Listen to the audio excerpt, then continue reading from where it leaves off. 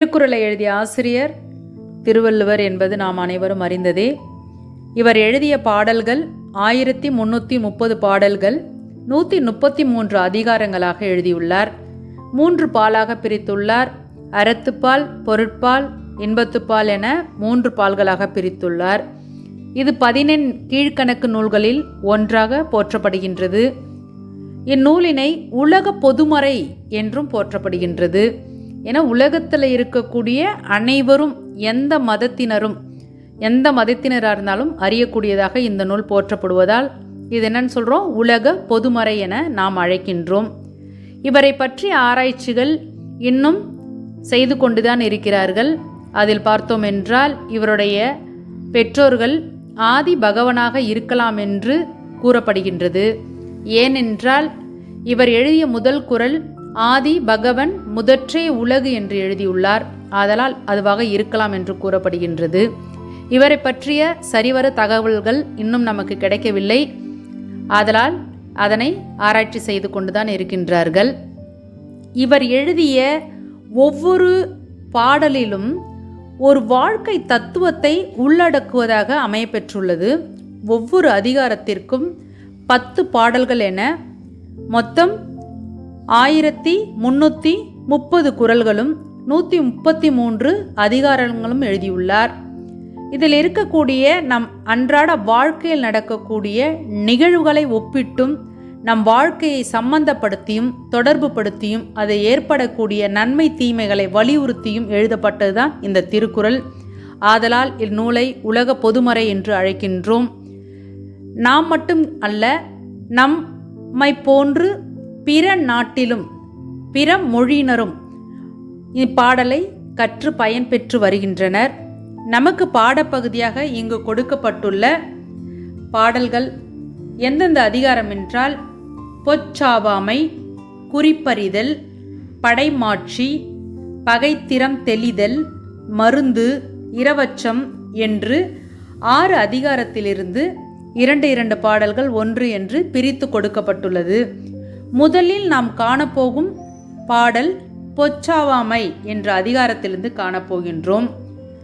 பொச்சாவாமை என்பது கடமையை செய்வதில் ஆர்வமற்று ஈடுபாடு இல்லாமலும் அவற்றை மதிக்காமல் இருப்பதை குறிப்பதை நம்ம என்னன்னு சொல்கிறோன்னா பொச்சாவாமை அப்படின்னு சொல்கிறோம். அதாவது நாம் செய்யக்கூடிய செயலை மறந்து தன்னிலை மறந்து நாம் இருக்கக்கூடிய அதில் ஒரு ஈடுபாடு இல்லாமல் அதில் நம்ம இருக்கிறத என்னன்னு சொல்கிறோன்னா பொச்சாவாமை அப்படின்னு சொல்கிறோம். அதற்கு இங்கே 2 குறள்கள் நமக்கு கொடுக்கப்பட்டுள்ளது. அதில் நாம் காணப்போவது முதல் குறள். இகழ்ச்சியில் கெட்டாரை உள்ளுக தாம்தம் மகிழ்ச்சியின் மைந்துரும் பொழுது. இகழ்ச்சி மகிழ்ச்சி இல்லையா, புகழ்ச்சி இகழ்ச்சி. இகழ்ச்சியோட பொருள் என்னன்னு உங்களுக்கு தெரியும், தூற்றுதல். புகழ்ச்சினா உயர்த்துதல் என்று பொருள். அப்ப இகழ்ச்சியில் கெட்டாரை உள்ளுக தாம்தம், அதாவது ஏதாவது ஒரு விஷயத்தால ஒரு செயலால கெட்டு போயிட்டாங்க அப்படின்னு சொன்னா தங்களின் மகிழ்ச்சியில் கடமையை மறக்கும்போது மறதியால் கெட்டவர்களை நினைத்து பார்த்து கொள்க. ஏதேனும் நம்ம ஒரு செயலை செய்யணும் அப்படின்னு நினச்சோம்னா நம்ம மகிழ்ச்சியாக இருக்கும். இப்போ நம்ம ஏதாவது ஒரு வீட்டில் ஏதாவது ஒரு விசேஷம் நடக்குது அப்படின்னு சொன்னால் அங்கே போயிட்டோம் அப்படின்னு சொல்லிட்டோம்னா நாம் செய்ய வேண்டிய கடமையை மறந்து விட்டோம் என்றால் அதற்கு அப்புறம் வரக்கூடிய விளைவுகளையும் அதனால் நேரக்கூடிய இழப்புகளையும் நீங்கள் நினைத்து பார்த்து கொள்ளுங்கள். அப்படி நினைத்து பார்த்துட்டீங்க அப்படின்னு சொன்னால் எக்காரணத்தை கொண்டும் உங்கள் கடமையிலிருந்து தவற மாற்றீர்கள் என்று இங்கு மிக அழகாக கூறியுள்ளார். இகழ்ச்சியில் கெட்டாரை உள்ளுக தாம்தம் மகிழ்ச்சியின் மைத்துரும் பொழுது. தங்களோட மகிழ்ச்சியால் இருக்கும் பொழுது அந்த கடமையை நீங்கள் மறந்துடுறீங்க. அப்படி மறந்துட்டீங்க அப்படின்னு சொன்னால் அதை நினச்சி பார்த்துங்க. அதுக்கப்புறம் உங்களுக்கு போகின்ற அந்த துன்பங்கள் எவ்வளவோ நஷ்டத்தை ஏற்படுத்தக்கூடியது என்பதை நினைத்து பார்த்து கொள்ளுங்கள் என்று இங்கு கூறப்பட்டுள்ளது. அடுத்து வரக்கூடிய பாடல் உள்ளியது எய்தல் எளிது மண் மற்றும் தான் உள்ளியது உள்ள பெறின். உள்ளியது எய்தல் எளிது மண் மற்றும் தான் உள்ளியது உள்ள பெறின். எப்போதும் எண்ணியதே எண்ணிக்கொண்டிருந்தால் எண்ணியதை அடைதல் எளியதே சொல்லியிருக்காங்க. உள்ளியது அதாவது எண்ணியது அப்துல் கலாம் ஐயா சொல்லியிருக்கிறார், நீ என்ன நினைக்கின்றாயோ அதுவாகவே ஆவாய் அப்படின்னு சொல்லி. அதாவது நீ என்ன நினைக்கின்றாயோ அதுவாகவே ஆவாய். நீ செய்கின்ற செயலாக இருந்தாலும் சரி, நீ எண்ணக்கூடிய நினைவுகளாக இருந்தாலும் சரி, நீ என்னவாக ஆக வேண்டும் என்று நினைக்கின்றாயோ அதுதான் உன்னை ஏற்றிவிடும். நீ கனவு காண வேண்டும். கனவு காணும் பொழுது உன்னை தூங்க விடாமல் அந்த கனவு செய்ய வேண்டும். நீ தூங்கும்போது வருவது கனவல்ல, உன்னை தூங்க விடாமல் செய்வது கனவுலாம் யார் சொல்லியிருக்காங்க? அப்துல் கலாம் ஐயா சொல்லியிருக்கிறாரு. அதை போன்று விவேகானந்த அவர்கள் என்ன சொல்லியிருக்காங்க அப்படின்னு சொன்னால், என்ன சொல்லியிருக்கிறாரு? நீ என்னவா நினைக்கிறியோ அதுதான் நீ பிற்காலத்தில் வரக்கூடியது. நீ என்ன நினைக்கிறியோ அதுதான் உன்னுடைய வாழ்க்கை. ஆதலால் எப்போதும் உள்ளியது எய்தல் எளிது மண் மற்றும் தான் உள்ளியது உள்ள பெறின். எப்போதும் எண்ணியதை எண்ணிக்கிட்டே இருந்தோம் அப்படின்னு சொன்னோம்னா, நாம் என்ன நினைக்கின்றோமோ அது கண்டிப்பாக ஒரு நாள் நம் வாழ்க்கையில் நடந்தே தீரும். இப்போ நீங்கள்லாம் எடுத்துக்கிட்டிங்கன்னா பெரிய பெரிய லட்சியங்களோடு இருப்பீங்க. ஒருத்தர் மருத்துவராக ஆகணும்னு நினச்சிருப்பீங்க, ஒருத்தர் வந்து பார்த்தோம்னா பொறியாளராக ஆகணும்னு நினச்சிருப்பீங்க, ஒருத்தர் ஆராய்ச்சியாளராக ஆகணும்னு நினச்சிருப்பீங்க. அப்போ நிறைய ஒவ்வொரு மனிதருக்குள்ளும் ஒவ்வொரு கனவுகள் இருக்கும். அந்த கனவுகளை தினம்தோறும் நினைத்து அதை வலுப்படுத்தி அதற்குரிய ஊதியத்தை நீங்கள் போட்டு கொண்டு வந்தீங்க என்றால் நீங்கள் நினைத்த கனவுகள் நிச்சயம் ஒரு நாள் கண்டிப்பாக நிறைவேறும். எனவே நினைத்த செயலில் உறுதியாக இருங்கள் என்பதற்கு எடுத்துக்காட்டாக தான் இந்த குறளை இங்கு கூறியுள்ளார். உள்ளியது எய்தல் எளிது மற்றும் தான் உள்ளியது உள்ள பெறின் என கூறியுள்ளார். அடுத்து கூறக்கூடியது குறிப்பறிதல். இது நம்ம சொல்லுவோம், நிறைய செய்திகளில் சொல்லியிருப்போம். ஒரு செயலை செய்யும் பொழுது குறிப்பு அறிந்து செய்ய வேண்டும்னு சொல்லுவோம். ப்ரெசன்ஸ் ஆஃப் மைண்ட் அப்படின்னு கூட நீங்கள் இங்கிலீஷ்லலாம் சொல்லுவாங்க. நம்ம என்ன செய்கிறோமோ இந்த நேரத்தில் இந்த செயல் செய்யும் பொழுது இது தேவையா தேவையற்றதா நம்ம செய்யும் பொழுது, இப்போ நம்ம ஒரு உணவே உட்கொள்கிறோம் அப்படின்னு சொன்னோம்னா நமக்கு இப்போ தேவையா இது தேவையில்லையா அப்படின்னு நம்ம அதை பார்த்து செய்யணும். அப்போ ஒவ்வொரு செயலையும் ஒவ்வொரு காரியத்தும் ஒருத்தவங்களுக்கு செய்யும் பொழுதும் நாம் நம்மளுடைய செயலை செய்யும் பொழுதும் அந்த குறிப்பை அறிந்து செய்தல் தான் குறிப்பறிதல் என்று எழுதியுள்ளார். குறிப்பில் குறிப்புணர்வாரை உறுப்பினுள் யாது கொடுத்து கொள்ளல். இது மனப்பாட பாடல், இதை கவனிங்க. குறிப்பில் குறிப்புணர்வாரை உறுப்பினுள் யாது கொடுத்து கொள்ளல். எவ்வளோ அழகாக சொல்லியிருக்கிறார் பாருங்க. முகக்குறிப்பில் அகக்குறிப்பை அறிபவரை என்ன பொறுப்பை கொடுத்தாவது துணையாக்கி கொள்க. உங்களுக்கு ஒரு உற்ற நேரத்தில் ஒரு உற்ற நண்பனாக இருக்கக்கூடியவன் எந்த நேரத்திலும் உங்களுக்கு இந்த நேரத்தில் உதவி என்று தோள் கொடுக்கும் தோழனாக இருக்கின்றான் என்றால் உறுப்பினுள் யாது கொடுத்தும் கொள்ளல். உறுப்பு நம்மளோட உடம்புல இருக்கக்கூடிய பாகங்கள், உடல் உறுப்பு பாகங்கள் இருக்கு இல்லையா, அதில் ஒரே ஒரு பாகத்தை கொடுத்தாவது அவனை உன்னுடைய நண்பனாக ஆக்கிக்கொள். ஏனென்றால் அதை போன்ற நட்புகள் கிடைப்பது மிக அரியதான விடயம். ஆதலால் குறிப்பு அறிந்து ஒருத்தவன் உனக்கு உதவுகின்றான் என்றால் அவனுக்கு நீ உண்மையாக இருக்க வேண்டும். ஆதலால் உன்னுடைய உறுப்பினில் ஒன்றை கொடுத்தாவது உன்னுடைய நட்பாக்கிக்கொள் என்று மிக அழகாக கூறியுள்ளார். இது மனப்பாட பாடல். இன்னொரு முறை கவனிங்க. குறிப்பில் குறிப்புணர்வாரை உறுப்பினுள் யாது கொடுத்தும் கொள்ளல். உங்கள் உறுப்பிலிருந்து ஏதாவது ஒன்று கொடுத்தாவது அவனை உங்களுடைய துணையாக நட்பாக ஆக்கி கொள்ளுங்கள் என்று கூறியுள்ளார். அடுத்த பாடல், பகைமையும் கேண்மையும் கண்ணுரைக்கும் கண்ணின் பகைமை உணர்வார் பெறின். பகைமையும் கேண்மையும் கண்ணுரைக்கும் கண்ணின் பகைமை உணர்வார் பெறின். அடுத்து, கண்ணின் குறிப்புகளை உணர வல்லவருக்கு. நம்ம வீட்டில் பார்த்தோம்னா அம்மாலாம் நம்மளை அப்படியே சரியாக கண்டுபிடிச்சிடுவாங்க, கரெக்டாக கண்டுபிடிச்சிடுவாங்க. ஏன் ஒரு மாதிரி இருக்க, உடம்பு சரியில்லையா, நீ இப்போ வள்ளியிலேருந்து வீட்டுக்கு போகிற அப்படின்னா ஏன் ஒரு மாதிரி இருக்க, மூஞ்சு சரியில்லையே, யாராவது திட்டினாங்களா, ஏதாவது உன்னோட ஃப்ரெண்ட்ஸ் ஏதாவது சொன்னாங்களா, மிஸ் ஏதாவது திட்டினாங்களா கேட்பாங்க இல்லையா. அப்போ உன்னுடைய கண்ணை பார்த்தே உணரக்கூடிய அந்த குறிப்புகளை உணர வல்லவருக்கு பிறருடைய பகைமையும் நட்பையும் அவரது கண்ணே அறிவித்துவிடும். யார் ஒருத்தருடைய முகத்தை பார்த்து அவங்க முகக்குறியை உணர்ந்து சொல்லக்கூடிய அந்த தகுதி இருக்கின்றதோ, அந்த உணர்வு இருக்கின்றதோ, அப்படிப்பட்டவர்கள் என்ன செய்வார்கள் என்றால் பிறருடைய மற்றவங்களை பார்த்ததும் அவங்களோட பகைமையும் நட்பையும் அவரது கண்ணே அறிவித்துவிடும். அவங்கள பார்த்ததுமே தெரிஞ்சிருமா இவங்க பகைமையாக பேசுகிறாங்களா நட்பாக பேசுகிறாங்களா, இவங்க எதுக்காக பேசுகிறாங்கன்னா அதை பார்த்து அறிந்து கொள்வார்கள். அதாவது ஒருத்தருடைய கண்ணை பார்த்து அவங்களை குறிப்பு உணர்ந்து கொள்ளக்கூடியவர்கள் மற்றவர்களை பார்த்து அவர்கள் நட்புடன் இருப்பவர்களா பகைமையானவர்களா என்பதை அவர்களால் அறிந்து கொள்ள முடியும் என்று இங்கு குறிப்பிட்டுள்ளார். அடுத்தது கூறியிருப்பது படை மாட்சி. படை என்பது நாம் அறிந்ததுதான். அந்த படையில் இருக்கக்கூடிய மாட்சி என்றால் சிறப்பு என்று பொருள். பல பொருள்கள் உண்டு. அதான் நம் தமிழ் வார்த்தையில் நாம் கூறக்கூடிய பல சொல்லுக்கு ஒரு பொருள் இருக்கும். சில வார்த்தைகளில் ஒரு சொல்லுக்கு பல பொருள் இருக்கும். இந்த மாட்சி என்பது சிறப்பு, பெருமை, அழகு, மாண்பு என பல பொருள்கள் வருகின்றது. அப்போ படை சிறப்பு, படை பெருமை, படை அழகு, படை மாண்பு என பல வழிகளில் நாம் கூறுகின்றோம்.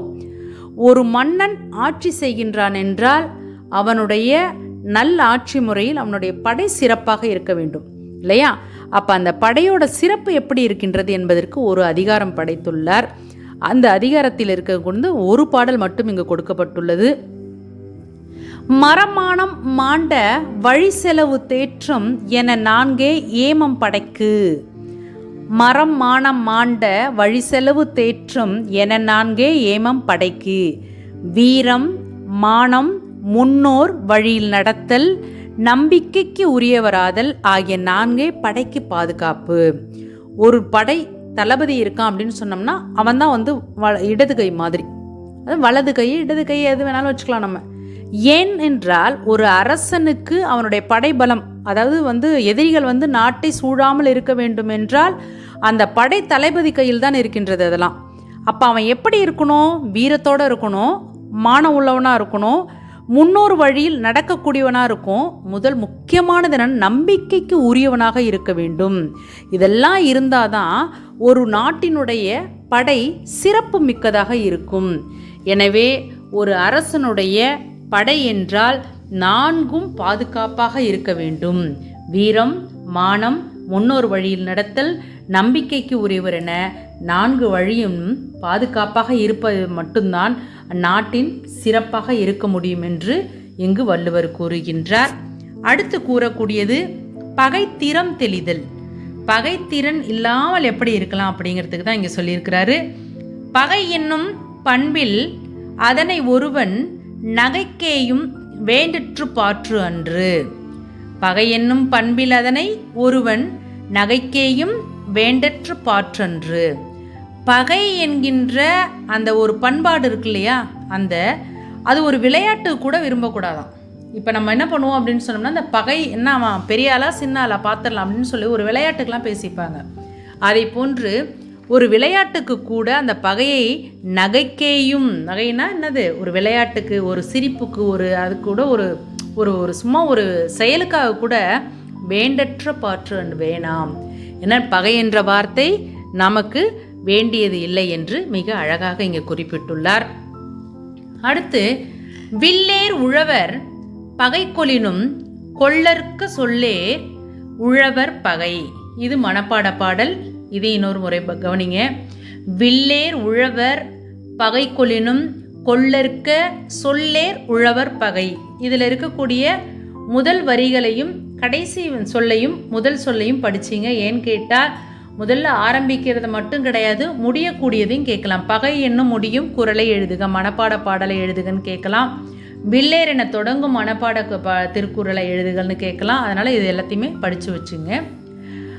வில்லேர் உழவர், வில் வீரரின் பகையை பெற்றாலும் சொல்வன்மை உடைய அறிஞரின் பகையை பெறக்கூடாது.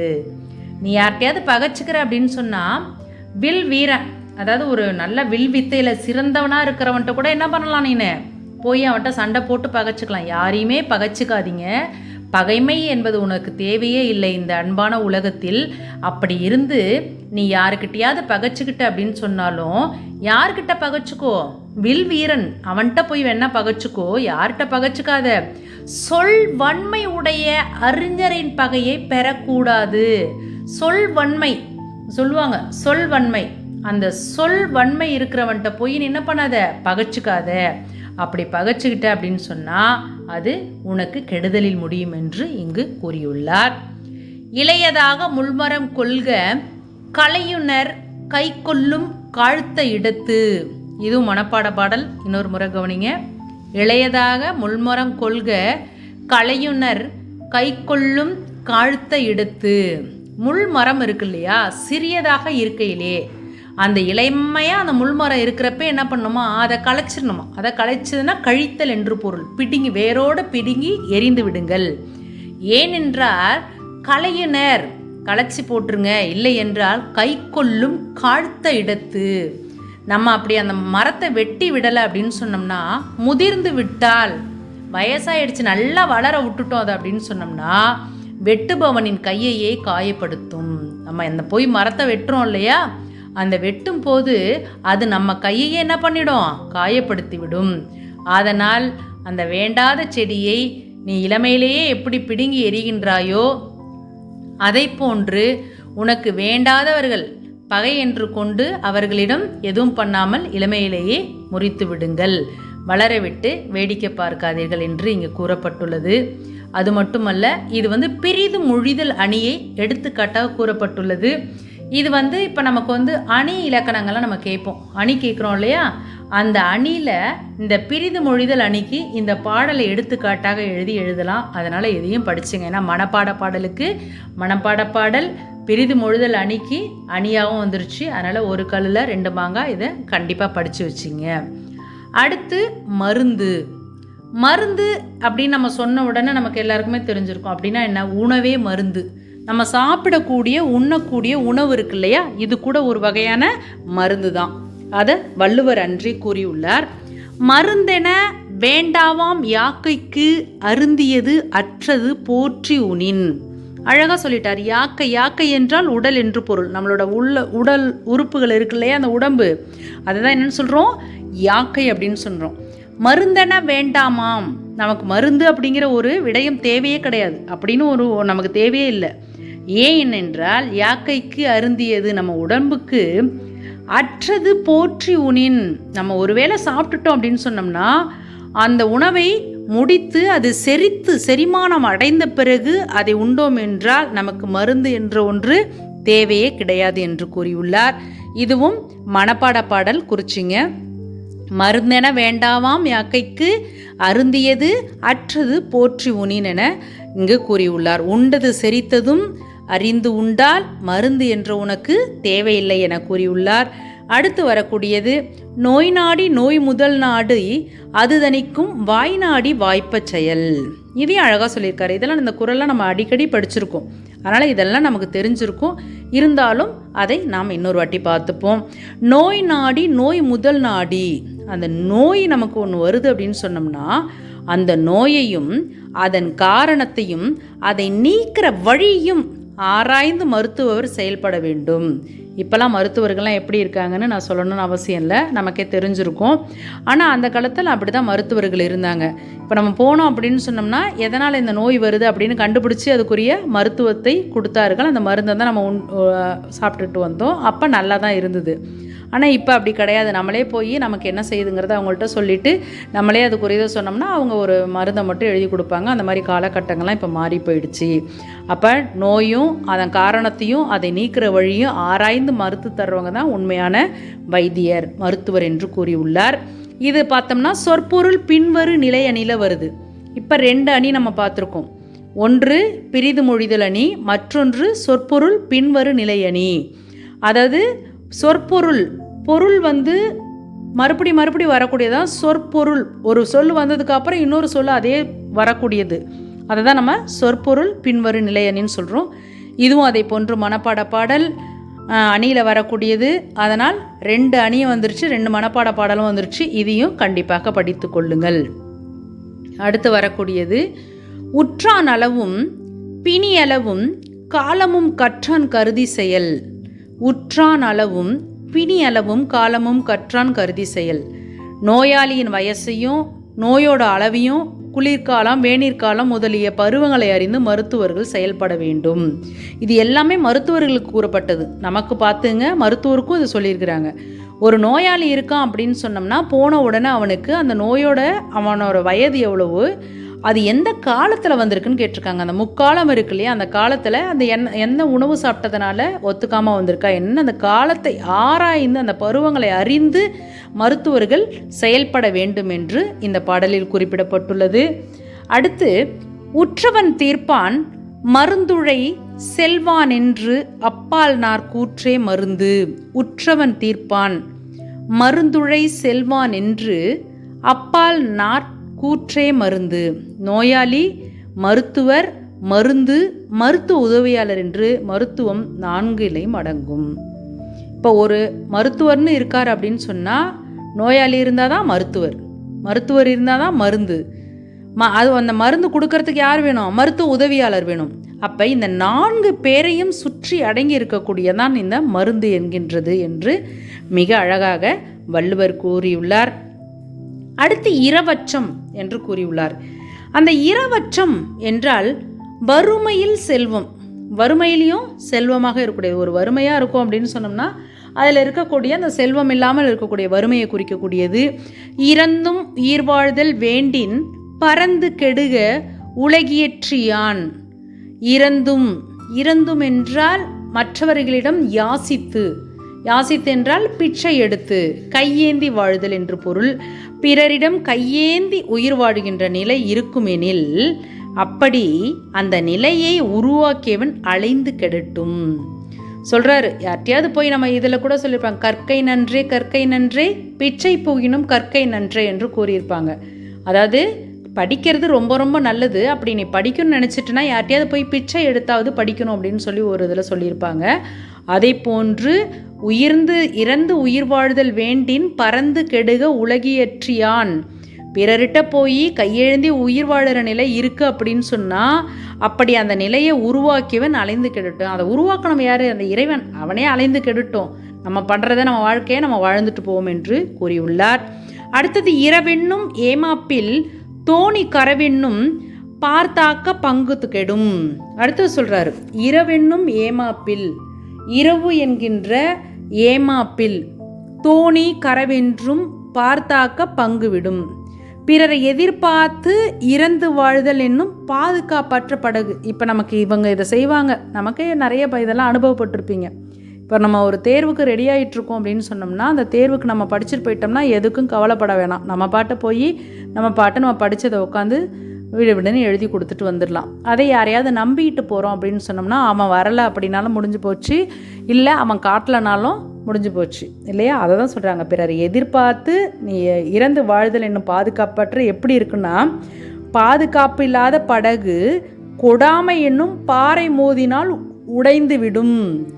நீ போயிட்டுருக்க ஒரு படகு மாதிரி போயிட்டுருக்க, அப்போ ஒரு பாறாங்கல் வந்துருச்சுன்னா அதில் மோதுச்சுன்னா என்ன பண்ணிடும், நீ உடஞ்சிரும். அப்போ உனக்கு என்ன தெரிஞ்சிருக்கணும், படகு போட தெரிஞ்சிருக்கணும், துடுப்பு போட தெரிஞ்சிருக்கணும், அப்படி இல்லைன்னா நீச்சல் தெரிஞ்சிருக்கணும்.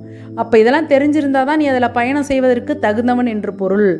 அதை போன்று உன்னுடைய வேலையை, உன்னுடைய கடமையை நீ தான் செய்து கொள்ள வேண்டும். யாரை நம்பியும் எதற்காகவும் இருக்கக்கூடாது. பிறரை எதிர்பார்த்து வாழ்தல் மிக மிக தவறான செயல். அது உனக்கு பாதுகாப்பற்ற படகு போன்றது. ஆதலால் எப்படி நீ அதை போன்று பயணம் செய்கின்றாயோ அதில் கொடாமை, அதாவது உனக்கு உதவ முடியாது அப்படிங்கிற அந்த பாறை மோதிச்சுன்னா உடைந்து விடும். அதை போன்றுதான் உன்னுடைய வாழ்க்கை. ஆதலால் தன் கையே தனக்கு உதவி என்பதை நினைவில் கொண்டு அனைவரும் அவரவர் வேலைகளை, அவரவர் பணிகளை செய்து வாழ வேண்டும் என்று இங்கு வள்ளுவர் அழகாக கூறியுள்ளார்.